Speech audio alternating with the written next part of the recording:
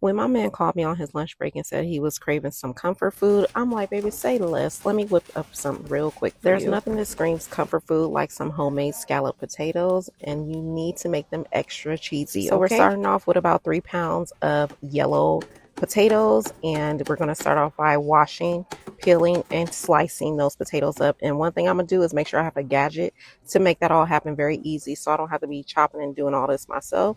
So we're going to layer that in a casserole dish, and make sure you spray that casserole dish with some avocado oil. And I will be shredding my own cheese because that's what makes the cheese sauce, and the cheese sauce is what makes the dish. So make sure you're shredding your own cheese. I am using Colby Jack and Monterey Jack cheese and mozzarella. We're going to take about a half a stick of butter, melt that in a pan with some I'm using black pepper, onion powder, garlic powder, and paprika. And then you're just going to incorporate that into your butter, and then you're going to be adding about 2 cups of heavy whipping cream. Stir and keep your heat on low for this, and then you're going to be slowly adding in your shredded cheese, and you want to make sure that that's melted down while you're keeping your fire on low. I am adding about 3/4 of the cheese that I shredded, and then we're leaving the other cheese for the top.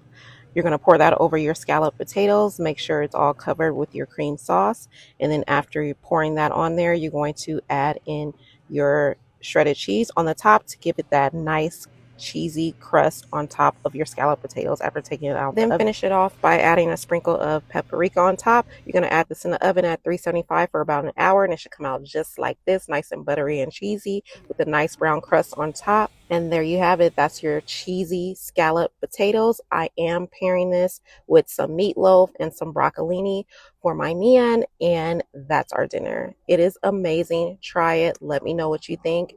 It is going to be so good. Baby, come get your plate. Bon appetit.